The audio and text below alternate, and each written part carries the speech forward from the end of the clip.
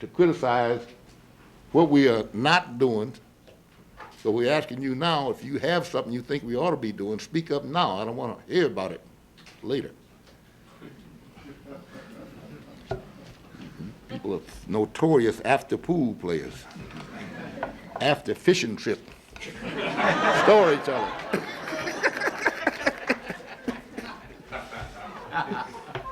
Isiah.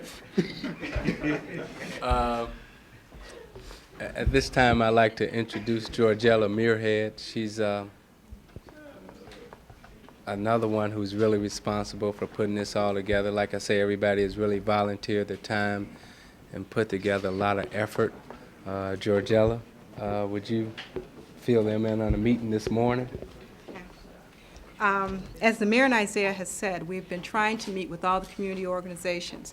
Over the last week, we have set meetings with many of the community organizations, and this morning we went with the public schools. We'll also be meeting with the private schools. Pretty much the appeal has been the same appeal that we made with representatives yesterday and today. We're not simply going there with a predetermined program. We went to the schools this morning with several ideas that we had. We asked them, because they are the experts, to come forth with ideas they have. I think probably by the end of next week we shall have in place a specific program that we can announce to you that will involve our schools. Another point that I think is very important is no one that we've gone to has said no. Everyone has been willing to step forward and to help the campaign, and hopefully that momentum will continue. Georgella's been on this thing full time just about since 6 weeks ago, as are a number of other some Pistons personnel. Now is the time to open up the floor for questions. We are not adverse to receiving your suggestions at this time. Isiah, Mr. Mayor, Isiah, some of the critics of the idea called No Crime Day suggest it's an unrealistic response to very real problems. In fact, some of its harsher critics have said it's rather hokey. You want to identify those? Is that some? I will not reveal my source. Yeah, okay. Well, all I can say is this is patterned after an idea that took place in Chicago. The third annual one took place within the last couple of weeks in Chicago on a much narrower base and approach than this one. And they were successful. They did. And here again, that's why I'm glad you said that. You go back to your unnamed source and ask what does he or she or they propose that we do? We're trying to, we're open. We recognize that what we're doing is not the last word. We are making an effort. We're asking participation of the whole community. And I'm telling you again, criticism before or after is not enough. Every time you throw a rock, well, give us a rock to throw back. Thank you very much. Are you going to have stepped up involvement by the police? Yes, of course. What can you tell us what you have in mind for them to be doing? Well, the police, first of all, the police have been meeting with us and been a part of all these meetings. Specific units of the police are cooperating. The chief is cooperating. We'll have the police reserves, and I think I mentioned to you, police cadets. We'll have PAL involved in this. The full strength, and we will also be using neighborhood watches, volunteers for police many stations, CB patrols, whatever citizens' cooperation that we've been able to involve in the past through our summit meetings and other devices, we will throw into this. This will be a total community mobilization. It will be much larger than anything we've tried in the past, including our summit meetings. What sort of gauge will you use, either of both of you, if you can answer me, and tell me how you will know when this succeeds? We'll know. How will you know? You'll tell us. Gauge? No, you'll tell us that you have some sort of measure for it, won't you? Well, we expect to fill Hart Plaza. At the end of your march? Yes, and I think that long before Hart Plaza, with the type of promotion we're talking about, that we'll begin to feel and know. In the long run, we're talking about a no crime day. The hard measurement, or one of the hard measurements, would be if there's any decline in crime on that particular day. And I'm sure that you're not unaware of that measure. Mr. Mayor, you of course hear a lot of different talk, yet tough talk specifically about gun control. Why don't you change your position on that kind of stuff? Because I don't believe in it. That's why I don't change my position. I don't think there's any point at all in disarming the people of this city, the law-abiding people, because the crooks aren't giving up theirs. These people are going around shooting up people and not going to surrender their weapons. Only those who are law-abiding will do so. And this is particularly true if you propose to disarm Detroit, while the rest of the state of Michigan and the United States are armed freely. Mayor, the Committee for the Handgun Freeze is now considering dropping the freeze part of their proposal and having mandatory sentences, possibly 30 days, for being caught with a gun in your possession. No other crime is having a gun. What would you think about that? Well, we know that we don't have enough room now in our jails to incarcerate the number varies, you've heard it before, 1,500 to 2,500 known felons walking the street now. And they're walking the street because there's no room for them. So a mandatory sentence is something like a gun freeze. It sounds good, but there are no miracles, and there are no panaceas that it won't work. What do you think about Councilman Hood's idea for a bounty? I think it's another panacea. All ideas deserve consideration. I don't know whether we have that much money. We've probably got more guns out there than we have money. Mr. Thomas, you have a director field of criminals in the PSA. Do you think that athletes such as Magic Johnson and yourself probably wield a greater influence among those people who may be doing the crime? Before I answer your question, let me say this. From the questions that you asked and the gentleman there asked them, I'm kind of disappointed. But before, as the mayor said, we've even started, you're kind of shooting it down.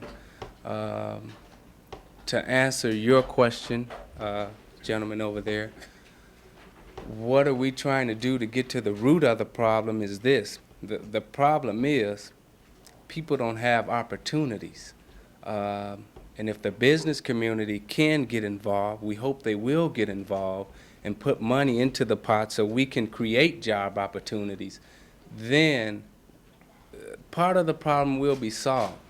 To your question, it's not a police problem. See, that's the problem.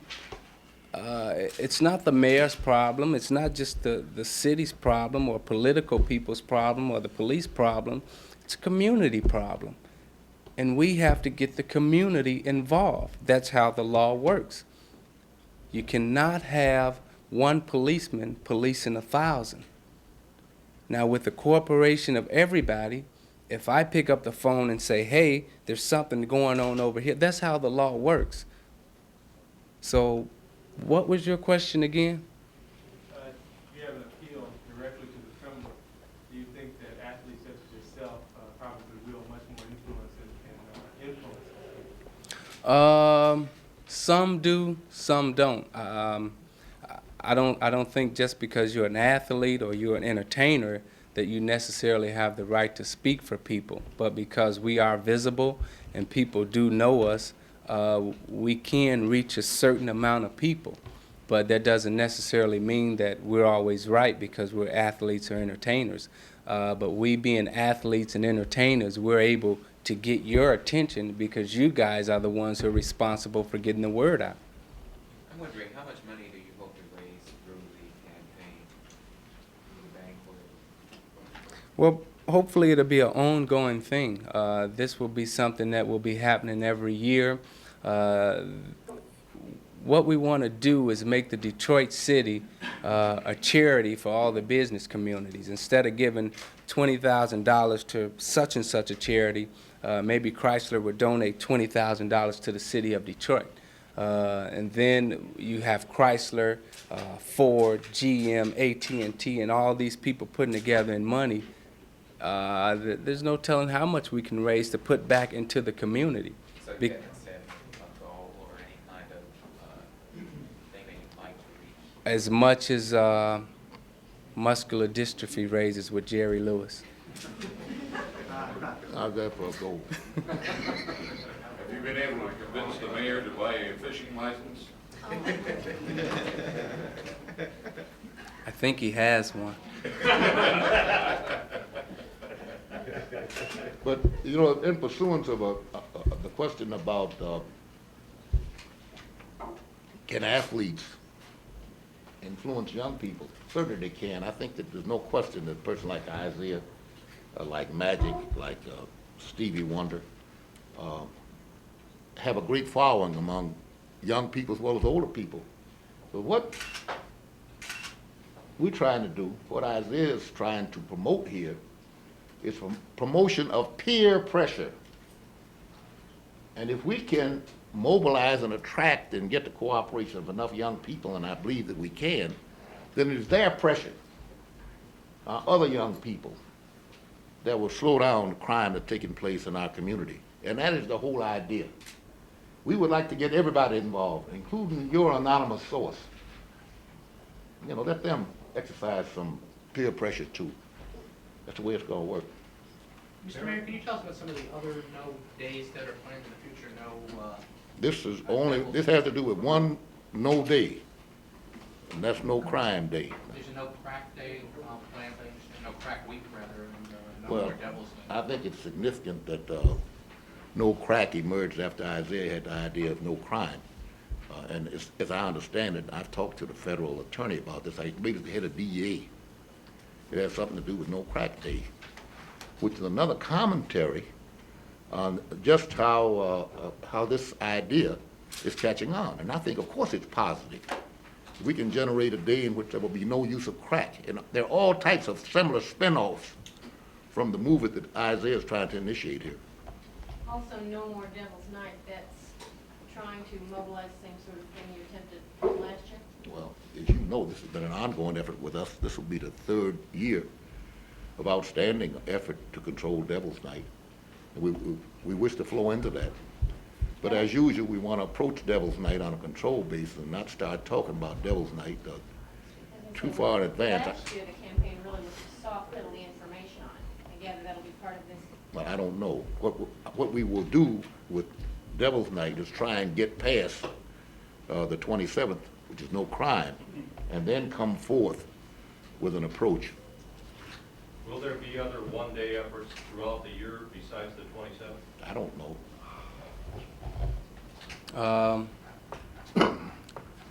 Like I say, we're new in this. This is something that we would like ideas about. We're asking everybody's advice, support. What can you do? I don't know. Next year it will happen again, but I can't say if it will happen again December 13th or January 5th. I don't know. Probably not. Can you tell us what led you to come up with this concept? When did you first think about such a day? And was there any one thing that prompted you to come forward and go to the mayor? But they do it. They have a program in Chicago, and it's called a No Crime Day. But I thought it was a great idea, but I didn't think that the people who they wanted to have involved wanted to get involved. It was basically a community thing. I thought that we can do something in terms of a city. I wanted to have the NBA adopt a program. At first I came to the mayor to see if he would be interested in helping. And, you know, here's me, a 24, 25-year-old young guy, says he wants to see the mayor, and the mayor says, come in, let me hear what you got to say. I think he should be commended for that, just for listening. Because there aren't very many cities that I know of. I know in Chicago, where I grew up, if I had went in and said, I want to see Richard Daley or Mayor Byrne, or, well, maybe I can go see Harold Washington now. But it went over too well. He said, come in, and he listened. He's donated his staff. He's donated his time. I think all of you realize how busy he is, but he's sat in on every meeting. He's been there for every second, every development. everything that has went on with this program. So my idea was this: if we can get it started here and do it right here, then maybe we can go to Chicago and teach them how to do it. Maybe the NBA can adopt a program, and you can take a guy like Larry Bird in Boston and let him do it. You can take Magic Johnson in Los Angeles and let him do it. You can take Dominique Wilkins in Atlanta and let him do it. Those people can get the people. The entertainment field in Los Angeles will surely be enough where people can get a hold of this idea and abstain for one day. So as they had, this is really, really long range. This is really, really reaching, but it's a goal, it's an idea, it's a thought, it's a dream. As they had hands across America, maybe one day we can have no crime across America. Join all the cities and say, on this day, across the United States, this is no crime day in every city, whether that day be September 27th or November 5th, but we can all join together on that day in every city and get all the media coverage and everything. That's, like I say, it's reaching, but I think this is a start, and if you people give it a chance, it may work. Isaiah, a lot of people suggest that casino gambling would bring even more crime to the city of Detroit. Same old sources, Mr. Mayor. Yeah, you know, I don't know where you coming from, man. Yeah, you Where know. I'm coming from, Mr. Mayor, is that a couple of my correspondent buddies gave me a couple of questions. I'm not going to answer your question. Look, this is about no crime, and I'm not going to answer questions about casino gambling or disputes with the city council or anything else. That's diversionary as far as I'm concerned. When I leave here, I'm getting on an airplane and I'm going to South Africa. And you won't see me for 2 weeks. That was our concern, that we would I not know. have an opportunity to Sayonara. Has this grown even larger than you envisioned, at least for the first year? It's gotten bigger than anything I ever imagined. He and I were talking in the office yesterday. He also gave me an English lesson a couple of days ago also. So I didn't say he and me, I said he and I. But he and I were talking in the office yesterday, and we were both saying that it's gotten really big, bigger than anything we've expected, simply because, as Georgella said, no one has said no. Everybody has been willing to help. We've had people to call us to ask what can they do, and we simply don't know at this time what we can have people do because of the time limit. You know, yesterday, give an example about the way different people react. Some say the press is cynical. I don't think it's the whole that it is. But yesterday, while Isaiah was talking about hands across America, some reactionary member of the press piped up and said handcuffs across America. You remember that? Yeah. Mr. Mayor, what led you to choose this particular date as compared to January or? It was Isaiah's idea. I didn't pick it, and I want to make that clear. This is Isaiah's program and not the city of Detroit's and not mine. We are supporting this. So we're trying to create a citizens participatory